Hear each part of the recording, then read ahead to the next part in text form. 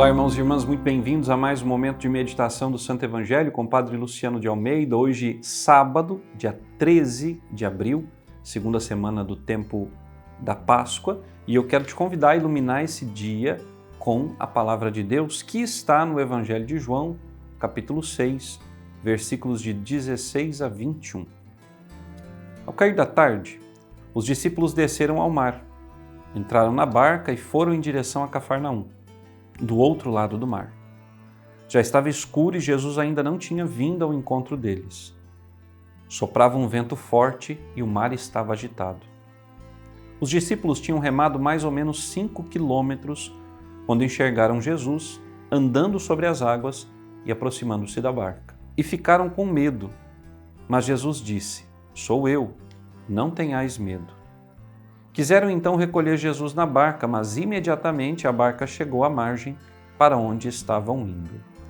Palavra da salvação, glória a vós, Senhor. Vejam, irmãos caríssimos, Jesus multiplicou os pães e os peixes do outro lado do mar, ou seja, em terra pagã. Jesus, depois de realizar ali tantos outros sinais, como várias curas físicas, mandou que seus discípulos fossem à frente para Cafarnaum, ou seja, que voltassem para Israel, enquanto ele subiria a montanha para rezar. Os discípulos haviam remado uma certa quantidade de quilômetros e uma tempestade se abateu sobre eles. A barca era agitada pelas ondas e Jesus vem caminhando pelas águas. A barca agitada pelas ondas pode ser a igreja, como pode ser também a nossa vida. O mar revolto é o mundo, que tenta nos tragar, que tenta nos afastar de Deus. E eu acredito que você muitas vezes se sinta assim, quase como que sendo tragado pelos reveses do mundo, pelas ciladas que o mundo arma. Jesus, que caminha sobre as águas, demonstra que é Senhor de todas as coisas, inclusive da natureza. O caminhar sobre as águas desafia a lógica, mas esse desafio da lógica humana, Jesus o dá aos discípulos nesse momento, porque logo em seguida, ao retornar à sua terra, Jesus fará um discurso escatológico, um discurso sobrenatural, quando ele vai se anunciar o pão da vida. Ou seja, não aquele pão material que saciou a fome física, mas o pão que saciará a fome de eternidade. Ele próprio será o nosso alimento.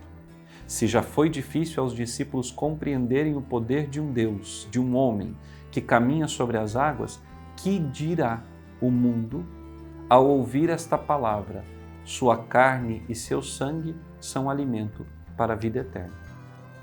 E são a Eucaristia, esse grande presente que o Senhor nos deu, essa grande maravilha que a fé nos dá a graça de compreender.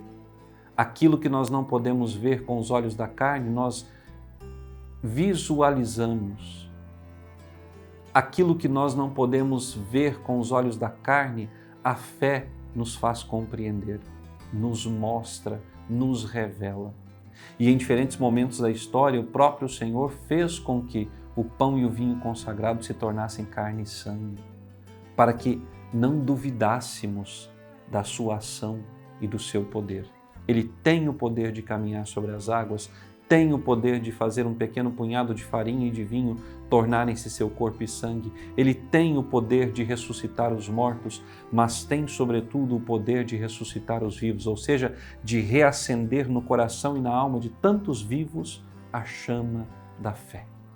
Foi pela fé que os discípulos puderam ver tantos milagres. E quando o Senhor está conosco, por mais agitada que esteja a barca da nossa vida, ela não afundará, porque o Senhor está ao nosso lado. E vejam que imediatamente, ao chegar ao lado da barca, a barca chegou à margem do outro lado do mar, para onde estavam rumando os discípulos. Com Jesus, a nossa caminhada em direção ao céu, ela pode ser muito mais fácil. Ela é mais fácil. Não livre de tribulações, mas ela é mais fácil de ser vivida. Mas sem o Senhor, tudo é noite, tudo é treva, tudo é tempestade. Que Deus te abençoe e até amanhã.